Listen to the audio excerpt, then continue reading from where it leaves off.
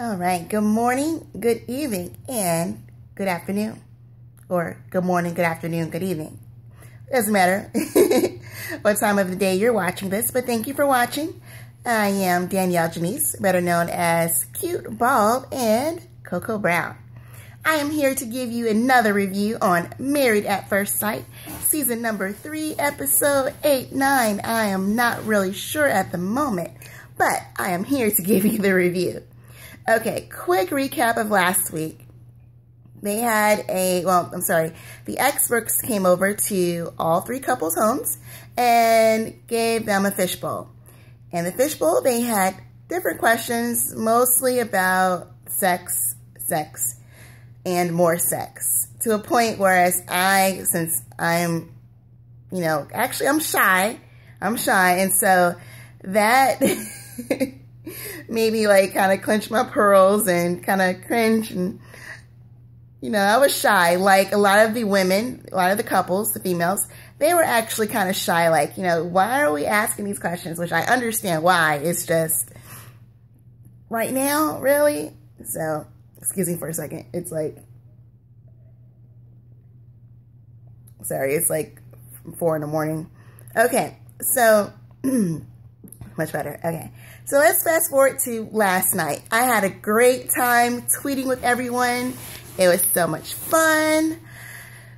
Okay, so Dr. Joseph comes over, and let's just start with Neil and Sam. I'm not sure if it was in that order, but we'll just start with Neil and Sam.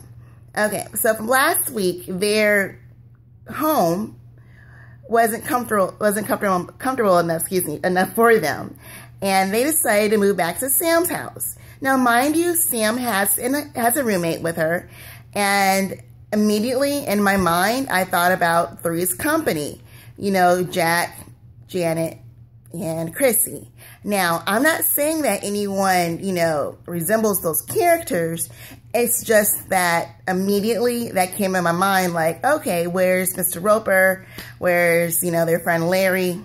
I don't know. I watched Nick at Night reruns from back then. But anyway, okay, so the house is kind of small. It's a townhome. It's small. Neil's there. It's really cramped. And so around 11:44 in the morning, give or take, I saw the clock. And, personally, I gave a shout out on Twitter to Sam and Neil for sleeping in at 11:44 in the morning. That was awesome. Applause, applause, applause. Okay. So Neil wakes up and, he's like, I'm in this new room, Sam's house. Let me wake her up. Sam gives Neil this little talk like, listen, I do not have a key for you right now. There isn't a garage door opener. I'm not going to give you my security alarm code. Also, there's a gate code to get into the neighborhood, to the townhomes. And I'm not going to give you any of that. Well, she didn't say that, but that's what I was getting from her. I'm not going to give you any of this information because I'm not sure if we're going to stick together for the entire 6 weeks and then get a divorce or not. So to be on the safe side of myself and my roomie, we'll just set up a time for all of us to meet up. And Neil's reaction was just like, okay. But hey, you woke her up. She was asleep. Keep in mind, Sam just got a promotion. Claps to you, Sam, for that. And, they just moved out of a place. They moved from their original homes to a shared place, to, live happily married after. And then back to Sam's home. So within 3 weeks, that's a lot of moving, getting to know each other, then moving, and then a promotion. And then also she has to deal with Atlanta traffic out here. I don't care if you're on 75, 85, 400, 285, I-20, you are going to sit in some type of traffic. And especially if you're not used to, that traffic on whatever time of the day you're leaving on. And I mean, it's Atlanta. Everyone's from everywhere here. So there's all different types of driving. So that's an extra headache, okay? I can understand where Sam's coming from. So at least Neil has a roof right now over his head. She has a roof. They had a backup plan. Okay. So I'm going to fast forward a little bit with this couple. Dr. Joseph comes over, and he's asking questions about, okay, well, you know what? You all have moved from place to place. What's going on? So Neil brings out, well, you know what? I really didn't want to move back here. So Sam, Sam has a reaction. Of course, I would have a reaction too. I wouldn't have put him out the house because Sam was like, get out, go. You made a comment about, I forgot the comment, but whatever Neil said, I didn't feel that he meant to say it to hurt Sam's feelings about how he learned from the best, about being rude, or don't quote me on that, but it was something within that genre or nature or whatever. And Sam got upset. It was like, listen, get out of my house, or either I'll get up and go. Neil, he's a man. He decides. He gets up. He leaves. It's her house. Now, keep in mind, like 2 weeks ago, it was Father's Day. So that's what, like June, right? Okay. So 3 weeks later, you're in like the heart of July in Atlanta, Georgia, and it's hot outside. Neil is not in his car talking. Dude is outside in the heat, and you could tell he feels bad. He's like, I didn't mean to say what I said. If I hurt her feelings, it wasn't like that, but hopefully we can work through this. So Neil is trying. Okay, so back inside, you have Dr. Joseph, Neil, and Sam. They're talking and stuff. And Sam apologizes because, she did overreact. She did. But Neil, dude, there's a certain time and a certain place. See, Sam could joke with you. She could joke with you. She can say like, sarcastic things to you. And it's all about the timing. The timing. You were like just a little bit off on it, but I'm sure you'll work on it. And Sam will teach you how to have that proper timing with your jokes or sarcasm or however you want to put it. But it looks like they're going to probably end up moving out of Sam's home into something where they're both comfortable, it's convenient for everyone, and they can continue on with the rest of the experiment until we find out if they're getting divorced or not. Okay, so move on to Vanessa and Trace. They're doing well. They decided to take a trip up to Charlotte to visit Vanessa's adorable mom. And her mom is showing pictures of Vanessa from when she was little, with her little onesie outfits on from Christmas, and pictures when she was 3 years old. And looks like there's like a high school picture in there. And Vanessa's going through, she has daddy issues, which some females, some of us have.